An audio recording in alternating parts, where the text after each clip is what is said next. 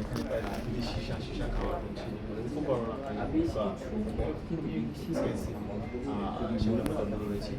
এবং তারা এর আগে যে বিভিন্ন মদের যে অবহার করেছে সেটা আমরা দেখেছেন যে তাদের যে ব্যবহৃত যে মডেল বোতল অনেকগুলো আমরা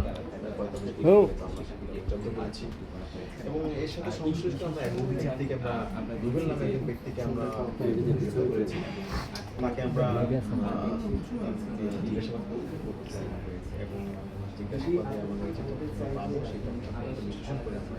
অনেক ব্যাকওয়ার্ড লিঙ্কেজ আমরা আইডেন্টিফাই করবো এবং আমরা এর সাথে সংশ্লিষ্ট আইন পর্যন্ত থেকে থাকি তাদেরকে আমরা আইনে হাতে নিয়ে আসবো। এই অভিযান চলছে এবং এই অভিযানকে আগামীতে আমাদের আমরা তার এই যে যাকে আমরা গ্রেপ্তার করলাম রুবেল তার বিরুদ্ধে আমরা মাদকদ্রব্য নিয়ন্ত্রণ যে আইন আমাদের 2018 যেটা সংশোধন 2020 সেই অনুসারে আমরা মামলা হবে এবং আমাদের তদন্তকারী কর্মকর্তা নিয়োগ দিব সেই তদন্তে যে আমাদের তথ্য আসবে সে মোতাবেক আমাদের আরও পরবর্তী ব্যবস্থা করতে হবে।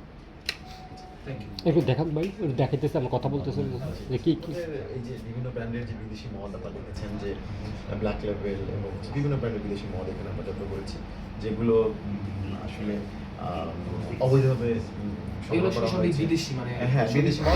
এক্সপেন্সিভ এবং হচ্ছে এগুলো অবৈধভাবে সংগ্রহ করা হয়েছে একই সাথে সীসা আপনারা জানেন যে আমাদের দেশে এটা লিগ্যাল না